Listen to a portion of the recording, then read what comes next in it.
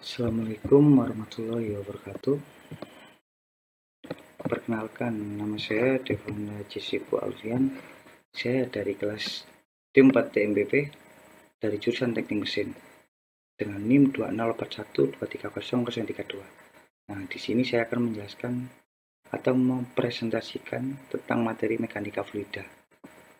Nah, untuk isi pembahasan pada presentasi hari ini, saya akan menjelaskan tentang yang nomor satu, yaitu pembahasan tentang skala pengukuran tekanan, dan yang kedua, tekanan dalam fluida, yang ketiga, alat ukur tekanan, yang keempat, hukum Pascal, dan kelima yang terakhir, hukum Archimedes.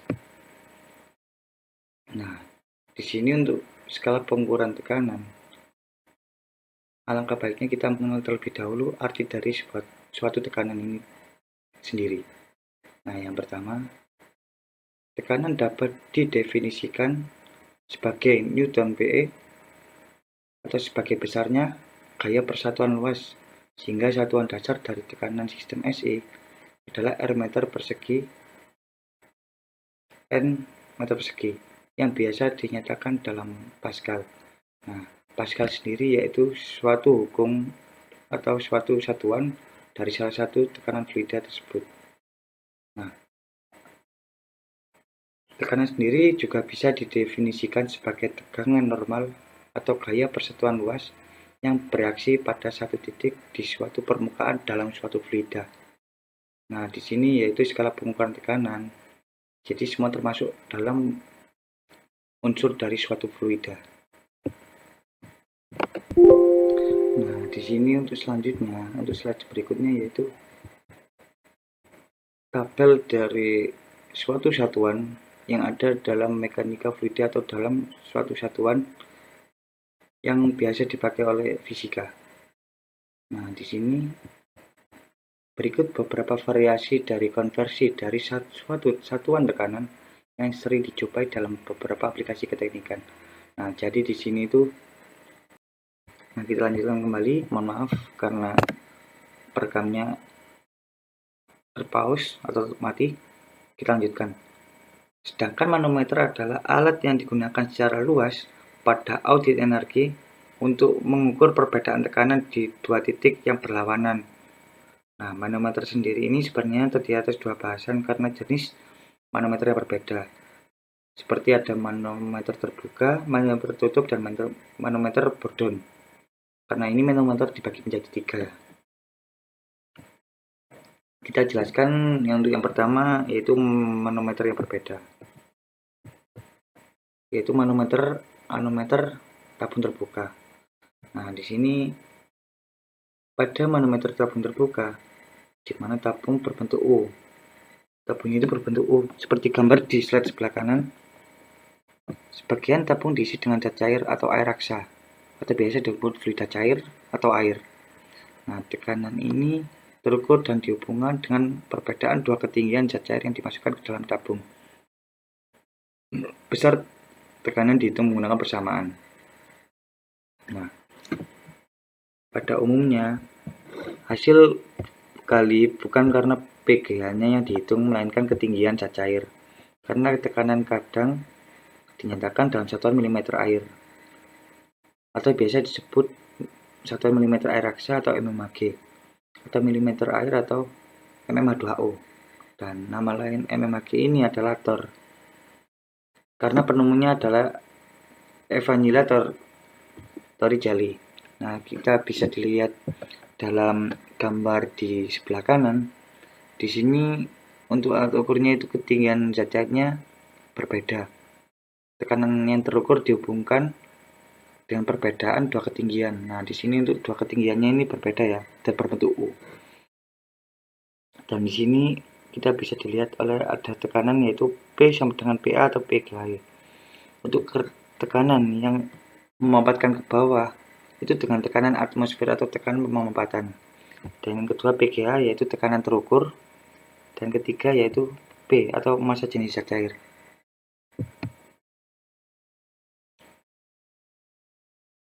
Nah, yang kedua yaitu manometer Bourdon atau logam.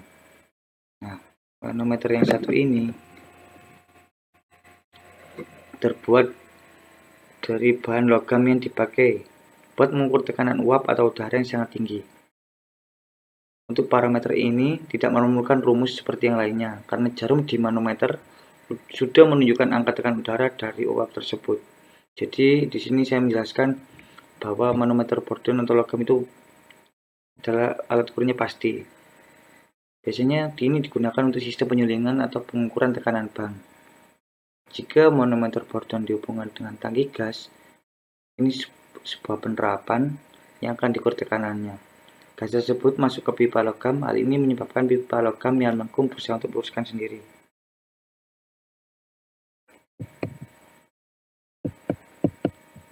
Kita jelaskan untuk prinsip kerja dari manometer Borden sendiri ya.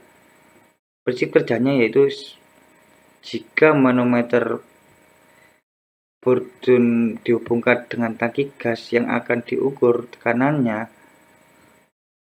bisa disimpulkan bahwa bacaan di slide ini, gas tersebut akan masuk ke dalam logam. Semakin besar tekanan gas yang dimasukkan ke pipa, semakin besar usaha pipa untuk meluruskan diri, dan semakin besar tekanan yang akan digunakan. Jarum ini bisa digunakan untuk jarum penunjuk ban, dan dapat disimpulkan yaitu semakin besar usaha pipa atau untuk meluruskan diri, maka semakin besar skala yang akan ditunjukkan oleh jarum penunjuk dari suatu pengukur tersebut. Dan yang ketiga, yaitu yang terakhir itu manometer tertutup. Nah, manometer tertutup sendiri yaitu manometer raksa, sebuah tabung berbentuk U sama seperti yang tadi, salah satu ujungnya tertutup. Jadi ini suatu bentuk pengukuran dari suatu tempat yang berbeda tapi ujungnya tertutup. Sebelum dipakai, permukaan raksa pada kedua kaki sama tinggi. Ujung pipa yang terbuka dihubungkan ke ruang yang akan diukur tekanan gasnya. Nah, di sini dengan itu manometer tabung tertutup itu bisa dibuat persamaan sebagai tempat yang tertutup.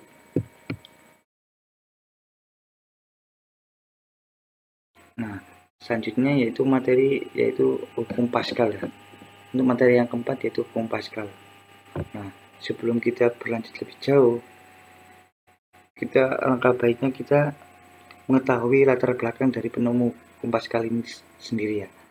Nah, penemu hukum Pascal ini sendiri adalah Blaise Pascal, atau lahir 19 Juni 1623 di Clermont-Ferrand, Prancis, dan wafat pada tahun 19 Agustus 1662 dari umur 39 tahun di Prancis.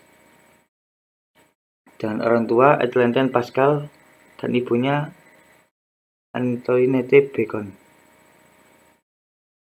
Penemu hukum Pascal ini sendiri atau Blaise Pascal itu dikenal atas hukum Pascal dan teori probabilitasnya. Hukum Pascal sendiri yang ditemukan ini berbunyi, jika tekanan zat cair diberikan pada satu bagian zat cair dalam suatu ruangan tertutup, maka akan diteruskan oleh zat cair ke arah dengan skala arah dengan sama besar.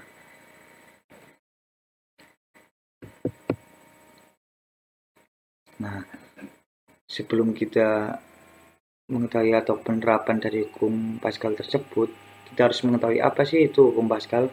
Nah, hukum Pascal sendiri itu bisa dijelaskan yaitu sebuah hukum fisika fluida yang menjelaskan bahwa tekanan yang diberikan pada fluida statis di dalam sebuah ruang tertutup akan diteruskan ke semua arah dengan tekanan yang sama rata dan sama kuatnya.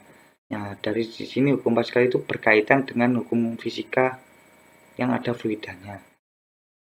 Hukum Pascal sendiri ini ditemukan oleh seorang ilmuwan yang tadi kita bahas yang pertama untuk latar belakangnya yaitu Blaise Pascal dari Prancis.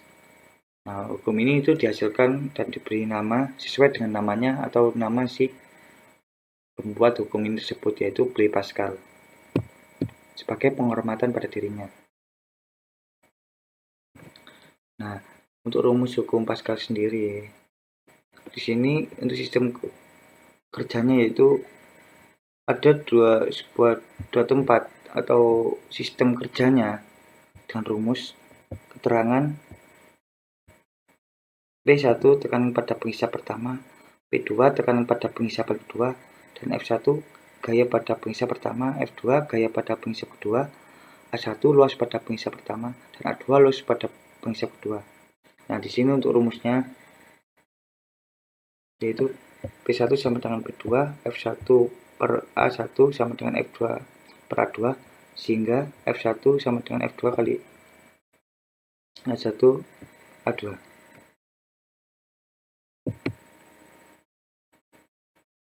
Nah, untuk prinsip kerjanya dari rumus ini bisa dijelaskan seperti ini ya.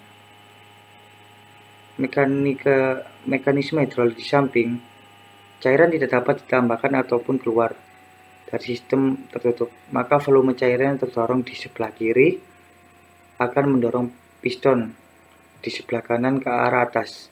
Nah, untuk pemuatan, jika F1 mendorong ke bawah, maka F2 akan semakin naik ke atas. Seperti itu.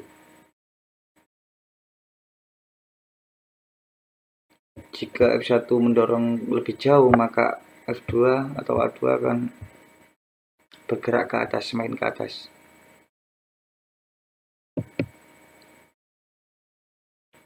Nah, untuk prinsip kerjanya sendiri, prinsip Blaise Pascal itu menciptakan daya yang besar dengan memberikan usaha kecil mungkin.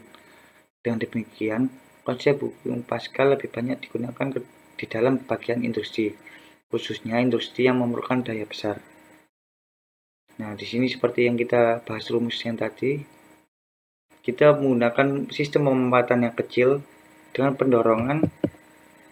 Saya menjelaskan bahwa suatu satuan sangat digunakan dan dijumpai dari aplikasi keteknikan itu sendiri. Dan ini adalah suatu satuan yang pasti dan akan dipakai dalam kehidupan sehari-hari dalam bidang fisika, kimia, dan maupun yang lain. Nah, di sini saya akan menjelaskan yaitu variasi satuan tekanan dapat didefinisikan sebagai range pengukuran tekanan sangat lebar dari ukuran tekanan yang sangat kecil. Nah, di sini saya akan menjelaskan bahwa suatu satuan bisa dipakai dalam kehidupan sehari-hari dan dapat digunakan untuk satuan alat yang akan digunakan. Yang pertama yaitu contoh kecil yaitu tekanan darah atau bahkan vakum sampai dari tekanan yang besar atau tagi bertekanan. Nah, aplikasi satuan tekanan contohnya sebagai berikut. Yang pertama, pengukuran tekanan darah dengan menggunakan satuan mmHg, kemudian tekanan paru-paru atau jantung atau CmH2O, dan yang ketiga, tekanan gas pada pipa InH2O, sistem vakum dengan menggunakan satuan mikroHg, TOR-InHg, dan yang terakhir yaitu pada meteorologi, KPA atau ATM, HPA atau MBAT. Nah, di sini kan ada satuan yaitu PA. Nah, PA sendiri atau Pascal sendiri adalah satuan tekanan yang amat kecil, satuan yang lebih praktis dari suatu tekanan yang ada di tabel berikut, lebih kecil dari suatu satuan, salah satunya yaitu ATM dan bar. Nah, untuk selanjutnya di sini skala pukulan tekanan itu ada beberapa. Nah, yang pertama itu tekanan atmosfer. Nah, tekanan atmosfer sendiri yaitu tekanan udara atau tekanan barometric, tekanan yang berhubungan dengan berat atmosfer atau udara di atas permukaan bumi. Tekanan atmosfer juga diakibatkan oleh adanya gravitasi. Nah, di dalam tekanan atmosfer sendiri yaitu Salah satunya ada yang dinamakan tekanan mutlak atau absolute pressure. Nah, absolute pressure ini adalah suatu tekanan atmosfer dan tekanan terukur, sehingga tekanan mutlak selalu bernilai posisi tekanan absolut sama dengan tekanan atmosfer, yaitu dapat atau secara sistematis bisa dengan rumus PAPS sama dengan PATM plus P ukur. Tekanan mutlak sendiri bisa dijelaskan sebagai tekanan mutlak selalu bernilai positif jika tekanan Gauss minus, maka tekanan absolut sama dengan tekanan atmosfer dikurangi tekanan Gauss. Jadi sendiri tekanan mutlak itu adalah suatu nilai dari suatu kumpulan dari tekanan atmosfer plus tekanan dikurangi tekanan atmosfer dikurangi absolut. Nah, di sini saya menjelaskan tentang salah satu contoh soal dari tekanan mutlak itu sendiri. Nah, yang pertama yaitu kita menggunakan ban sepeda motor. Nah, saya bacakan. Ban sepeda motor yang kempes sedang diisi angin. Setelah diisi, diukur dengan plat ukur tekanan menunjukkan 200 kPa.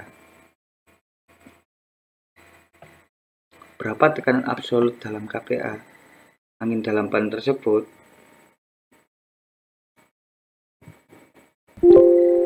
Nah, kita ketahui.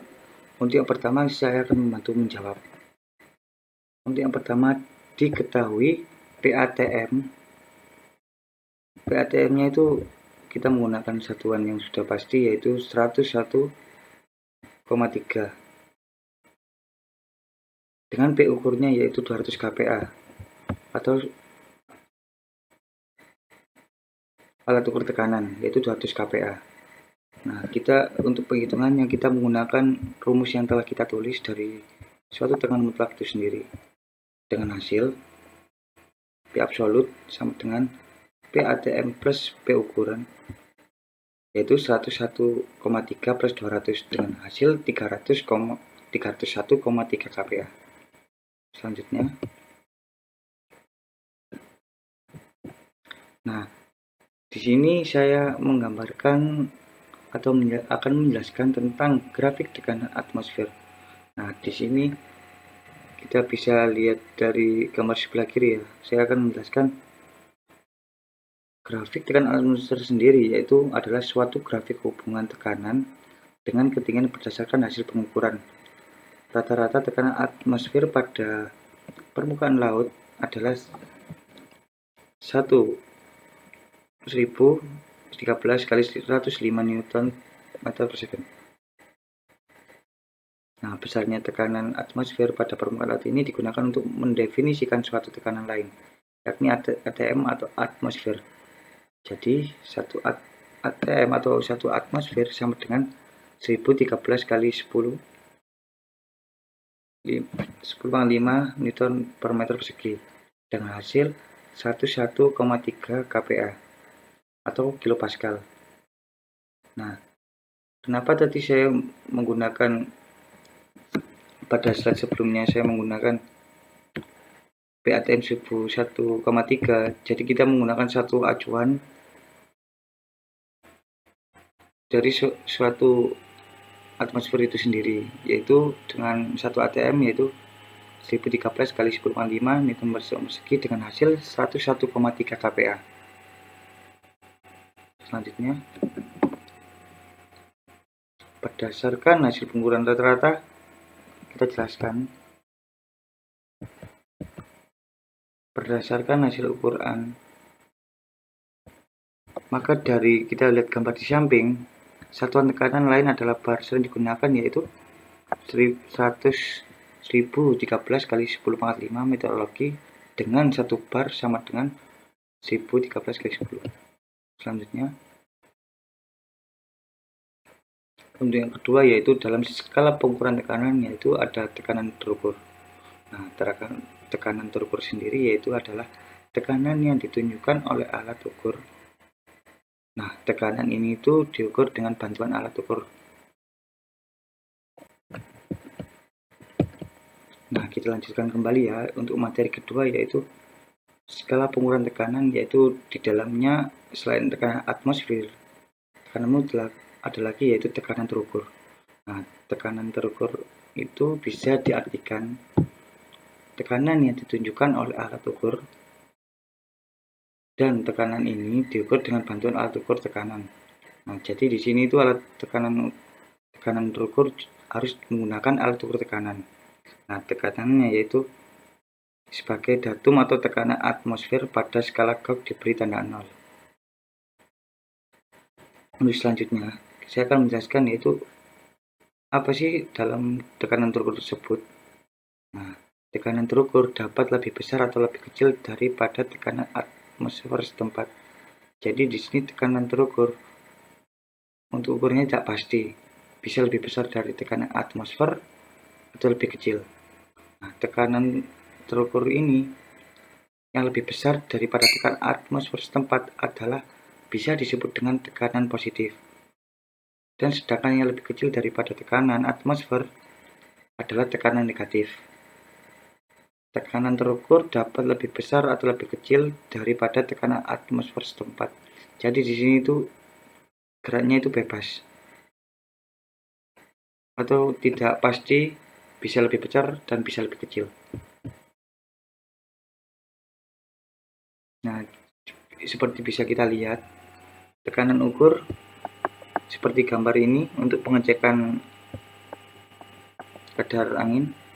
Di sini tekanan yang nilainya ditunjukkan oleh jarum penunjuk pada alat pengukur tekanan. Di sini diwajibkan menggunakan alat pengukur tekanan untuk mengecek dari suatu tekanan terukur. Nah, yang ketiga, di sini juga ada tekanan vakum. Pengertian dari tekanan vakum sendiri yaitu tekanan yang di bawah tekanan atmosfer dan tekanan terukur.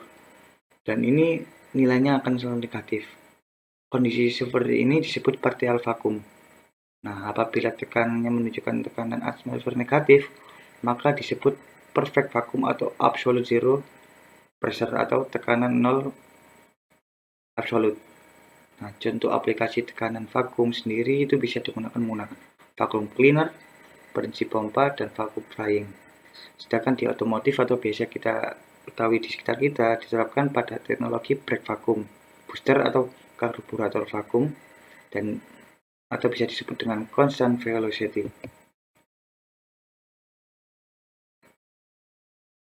Nah, tekanan vakum ini bisa selanjutnya tekanan vakum pada grafik ini menjelaskan hubungan antara tekanan atmosfer, tekanan terukur, tekanan absolut, dan vakum dapat dilihat pada diagram pada gambar ya. Nah, di sini lebih jelasnya untuk suatu tekanan ini selalu berhubungan antara tekanan atmosfer, tekanan terukur, tekanan absolut, dan vakum. Selanjutnya, nah di sini kita akan membahaskan bab yang kedua, yaitu tekanan dalam fluida. Untuk yang pertama kita membahas tentang rumus tekanan zat cair. Nah, kita menjelaskan tentang tekanan terlebih dahulu ya. Tekanan pada zat cair dipengaruhi oleh kedalaman, dan tekanan dapat dilihat dari daya pencairan yang keluar dari sebuah tabung berlubang yang diisi oleh zat cair. Semakin dalam, tekanan zat cair akan semakin besar. Jadi sistemnya itu sistem pemampatan. Apabila ditekan, maka cairan akan semakin memampat, maka tekanan zat cair akan semakin besar. Nah, tekanan pada zat cair yang diam disebut tekanan hidrostatik. Nah, tekanan hidrostatik sendiri memiliki sifat sebagai berikut. Nah, yang pertama, semakin dalam letak suatu titik atau benda dari permukaan zat cair, maka tekanan akan semakin besar. Jadi suatu tekanan apabila terlalu dalam terjadi pemampatan, maka tekanan akan semakin besar dan akan menimbulkan daya yang makin besar. Yang kedua, tekanan hidrostatis ke skala memiliki ukuran yang sama besar. Yang ketiga, tekanan hidrostatis tergantung pada kedalaman, massa jenis zat cair, dan percepatan gravitasi. Di sini untuk tekanan hidrostatis itu tergantung panjang dari sebuah kedalaman atau dalam dari suatu tempat terjadinya penekanan, kemudian massa dari jenis fluida itu tersebut, dan percepatan gravitasi dari gaya turunnya. Dan terakhir, tekanan hidrostatis tidak bergantung pada bentuk wadahnya. Selanjutnya,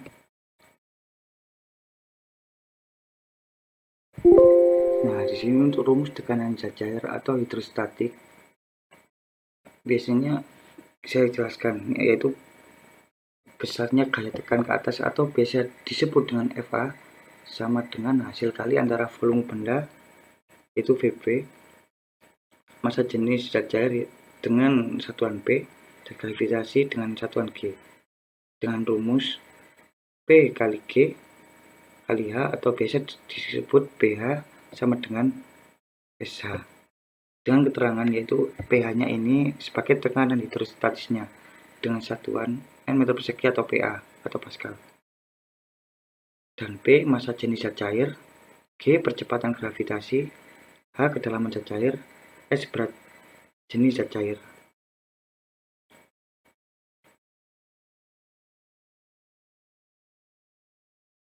Nah, di sini untuk selanjutnya itu dalam suatu zat cair ini, di rumus tekanan ini bisa disimpulkan dalam ilmu fisika dan dapat diartikan sebagai gaya persatuan luas di mana area gaya tegak lurus dengan luas permukaan.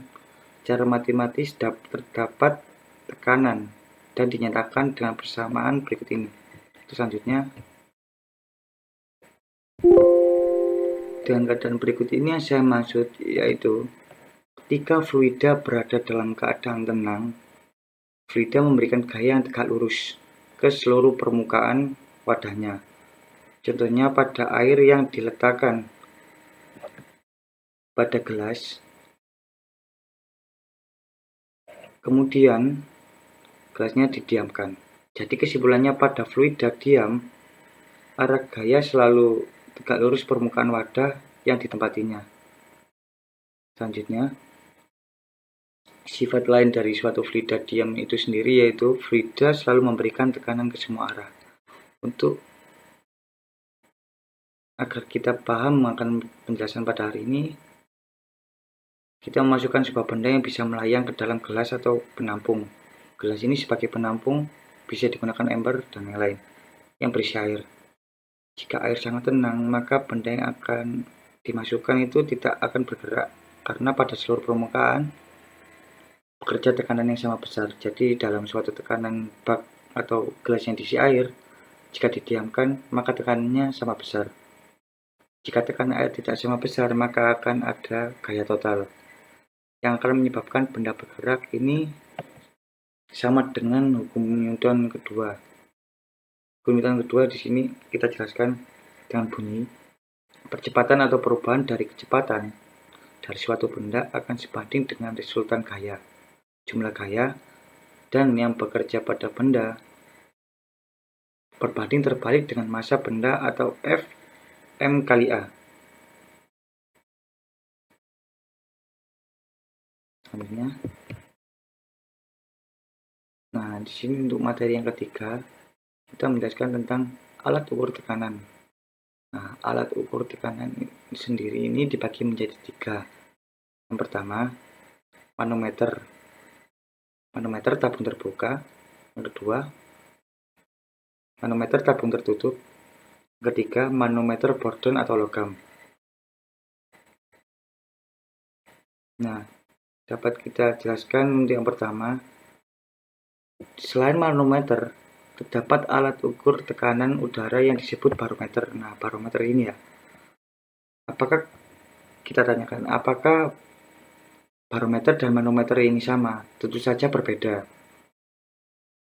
Lalu apa perbedaan barometer dan manometer? Di sini kan saya menjelaskan dalam isi barometer. Nah, kalau barometer itu adalah alat yang digunakan untuk mengukur tekanan udara. Pada umumnya digunakan dalam peramalan cuaca, di mana tekanan udara yang tinggi menandakan cuaca yang baik, sedangkan tekanan udara yang rendah menandakan kemungkinan akan terjadi cuaca buruk. Sedangkan manometer adalah alat yang Nah, kita lanjutkan kembali. Mohon maaf karena perekamnya terpause atau mati. Kita lanjutkan. Sedangkan manometer adalah alat yang digunakan secara luas pada audit energi untuk mengukur perbedaan tekanan di dua titik yang berlawanan. Nah, manometer sendiri ini sebenarnya terdiri atas dua bahasan karena jenis manometer yang berbeda. Seperti ada manometer terbuka, manometer tertutup, dan manometer Bourdon. Karena ini manometer dibagi menjadi 3. Kita jelaskan yang untuk yang pertama yaitu manometer yang berbeda. Yaitu manometer tabung terbuka. Nah, di sini pada manometer tabung terbuka, di mana tabung berbentuk U. Tabung itu berbentuk U, seperti gambar di slide sebelah kanan. Sebagian tabung diisi dengan zat cair atau air raksa, atau biasa disebut fluida cair atau air. Nah, tekanan ini terukur dan dihubungkan dengan perbedaan dua ketinggian zat cair yang dimasukkan ke dalam tabung. Besar tekanan dihitung menggunakan persamaan. Nah, pada umumnya hasil kali bukan karena PGH-nya yang dihitung, melainkan ketinggian zat cair. Karena tekanan kadang dinyatakan dalam satuan milimeter air, atau biasa disebut satuan milimeter air raksa atau mmHg, atau milimeter air atau mmH2O. Dan nama lain mmHg ini adalah Thor, karena penemunya adalah Evangelia Torricelli. Nah, kita bisa dilihat dalam gambar di sebelah kanan. Di sini untuk alat ukurnya itu ketinggian zat cairnya berbeda. Tekanan yang terukur dihubungkan dengan perbedaan dua ketinggian. Nah, di sini untuk dua ketinggiannya ini berbeda ya, dan berbentuk U. Dan di sini kita bisa dilihat oleh ada tekanan yaitu P sama dengan PA atau PGH. Untuk tekanan yang memampatkan ke bawah itu dengan tekanan atmosfer atau tekanan pemampatan. Dan yang kedua PGH yaitu tekanan terukur, dan ketiga yaitu P atau massa jenis zat cair.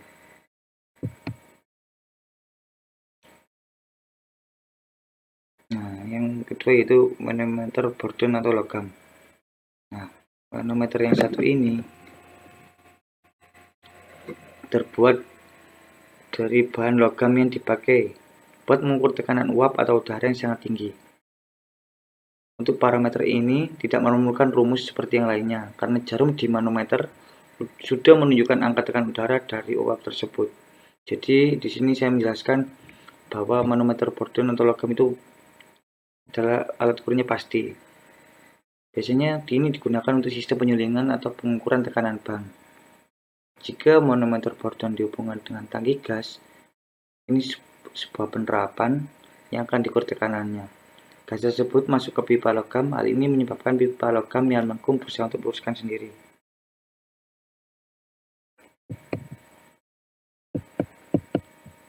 Kita jelaskan untuk prinsip kerja dari manometer Bourdon sendiri ya.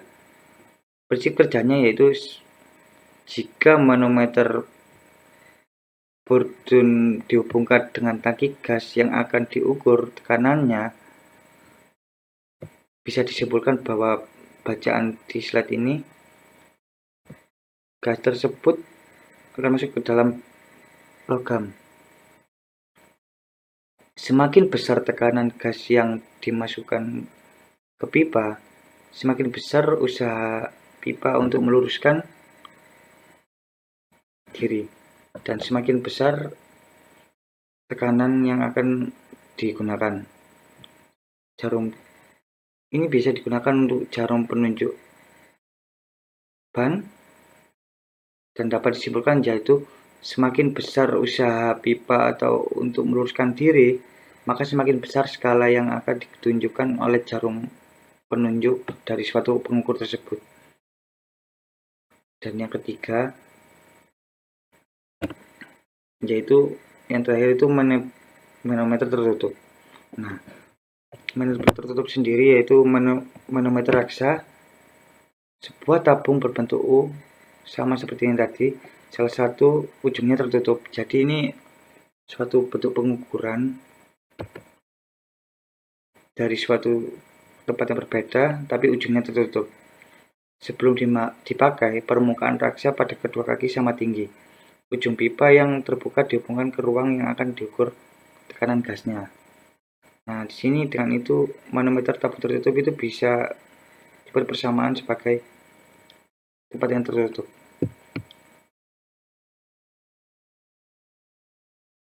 Nah, selanjutnya yaitu hukum Pascal ya. Untuk materi yang keempat yaitu hukum Pascal. Nah, sebelum kita berlanjut lebih jauh, alangkah baiknya kita mengetahui latar belakang dari penemu hukum Pascal ini sendiri ya. Nah, penemu hukum Pascal ini sendiri adalah Blaise Pascal atau lahir 19 Juni 1623 di Clermont-Ferrand, Prancis, dan wafat pada tahun 19 Agustus 1662 dari umur 39 tahun di Prancis. Dan orang tua Étienne Pascal dan ibunya Antoinette Bacon. Penemu hukum Pascal ini sendiri atau Blaise Pascal itu dikenal atas hukum Pascal dan teori probabilitasnya.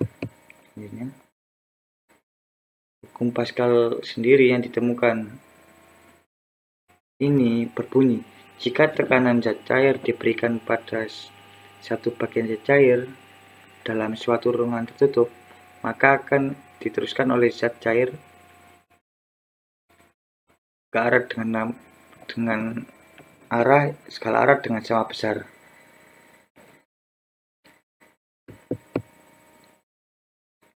Nah, sebelum kita mengetahui atau penerapan dari hukum Pascal tersebut, kita harus mengetahui apa sih itu hukum Pascal.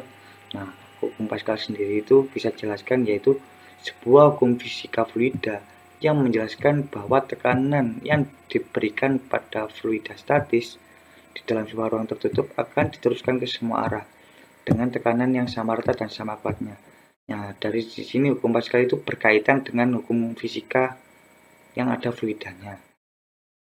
Hukum Pascal sendiri ini ditemukan oleh seorang ilmuwan yang tadi kita bahas yang pertama untuk latar belakangnya yaitu Blaise Pascal dari Prancis. Nah, hukum ini itu dihasilkan dan diberi nama sesuai dengan namanya atau nama si pembuat hukum ini tersebut yaitu Blaise Pascal sebagai penghormatan pada dirinya. Nah, untuk rumus hukum Pascal sendiri di sini untuk sistem kerjanya yaitu ada dua tempat atau sistem kerjanya dengan rumus keterangan P1 tekanan pada penghisap pertama, P2 tekanan pada penghisap kedua, dan F1 gaya pada penghisap pertama, F2 gaya pada penghisap kedua, A1 luas pada penghisap pertama, dan A2 luas pada penghisap kedua. Nah, di sini untuk rumusnya yaitu P1 sama dengan P2, F1 per A1 sama dengan F2 per A2, sehingga F1 sama dengan F2 kali A1 A2.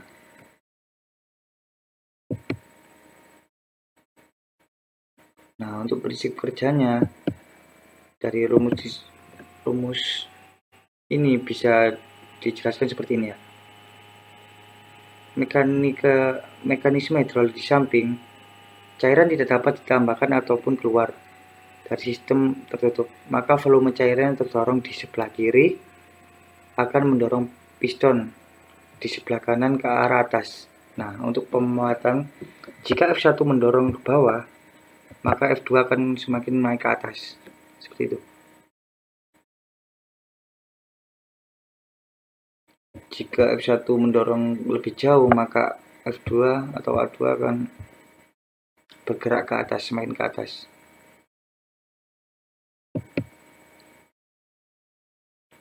Nah, untuk prinsip kerjanya sendiri, prinsip hukum kita lanjutkan kembali ya. Mohon maaf, kita lanjutkan kembali dikarenakan sistem recordingnya berhenti. Nah, untuk selanjutnya kita akan membahas lagi tentang dari ketiga arti dari isi dari hukum Archimedes sendiri. Nah, hukum Archimedes sendiri ini ada 3 bagian. yaitu ada tenggelam, melayang, dan terapung. Nah, kita jelaskan secara satu persatu ya, kita telah satu persatu. Tenggelam.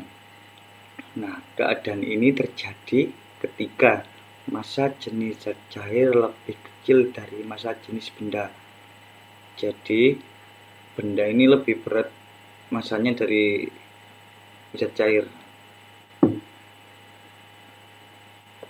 Contoh itu besi dan baja.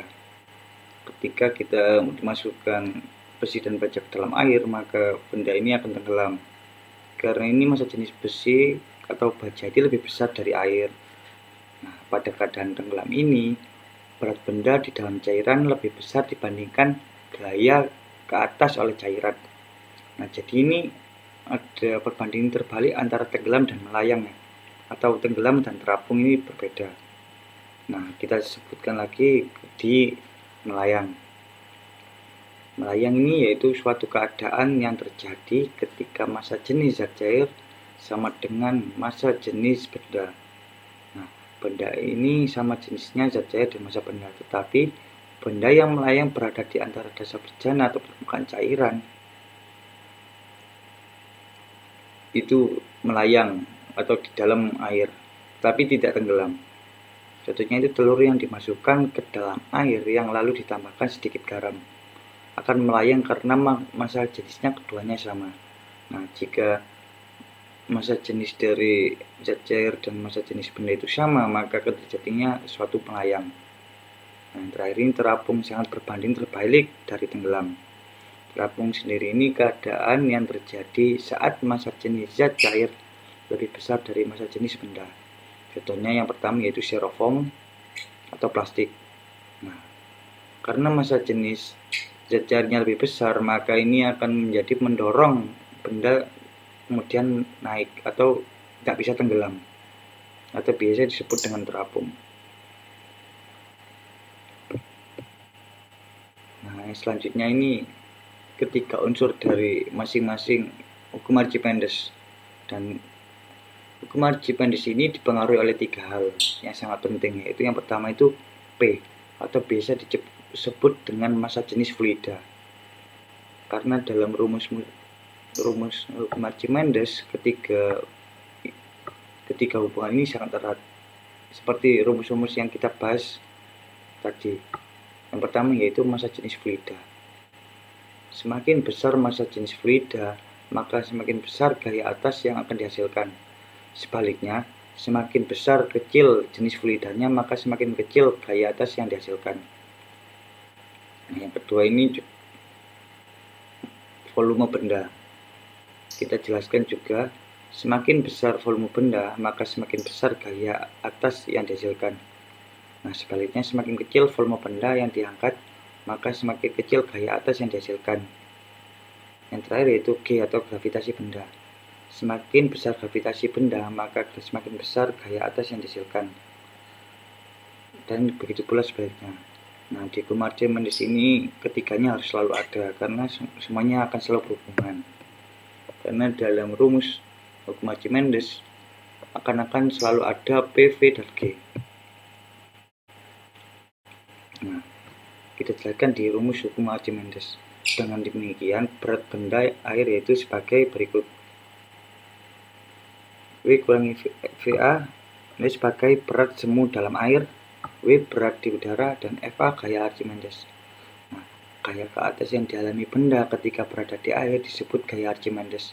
Jadi suatu gaya yang di atas atau di dalam cairan suatu air atau suatu fluida itu bisa disebut dengan gaya Archimedes. Nah, adapun gaya Archimedes dirumuskan sebagai, kita sebutkan seperti tadi, bahwa massa, gravitasi, dan volume akan selalu berhubungan. Maka di sini hukum Archimedes dapat dirumuskan sebagai P kali G kali V. Nah, yang terakhir, contoh soal. Sebuah balok bermassa 2 kg di udara. Bila volume balok 2000 cm3, tentukan berat balok dalam air yang memiliki massa jenis 1000 kg/m3. Nah, penyelesaian seperti ini. Jadi kita ini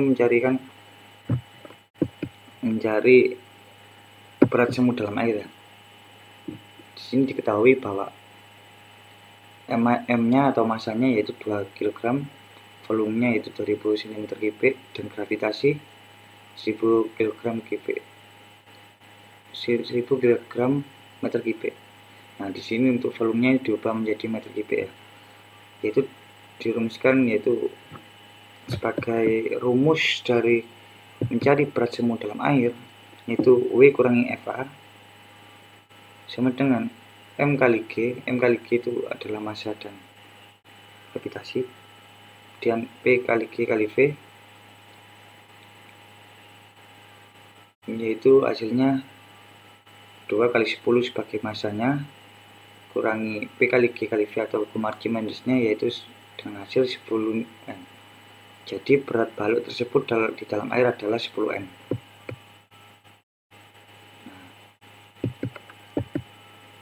Hukum Archimedes sendiri di sini tuh bisa diterapkan oleh benda-benda besar, yaitu yang pertama itu yang bisa menerapkan hukum Archimedes secara keseluruhan yaitu kapal selam.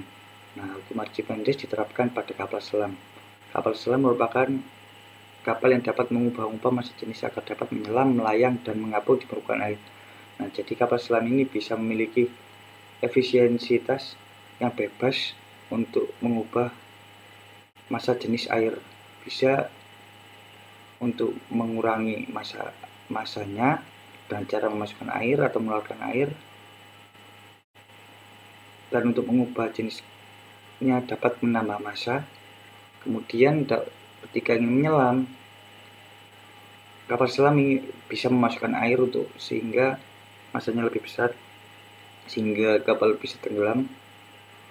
Begitu pula sebaliknya, jika ingin mengapung, kita bisa melihat di gambar sebelah kiri bahwa air yang di dalam kapal selam dilepaskan sehingga kapal selam menjadi ringan dan terangkat seperti itu.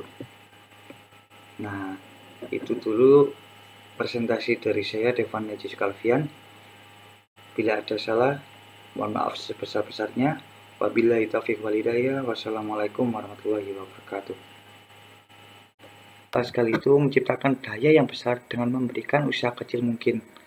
Dengan demikian, konsep hukum Pascal lebih banyak digunakan di dalam bagian industri, khususnya industri yang memerlukan daya besar. Nah, di sini seperti yang kita bahas rumus yang tadi, kita menggunakan sistem pemanfaatan yang kecil dengan pendorongan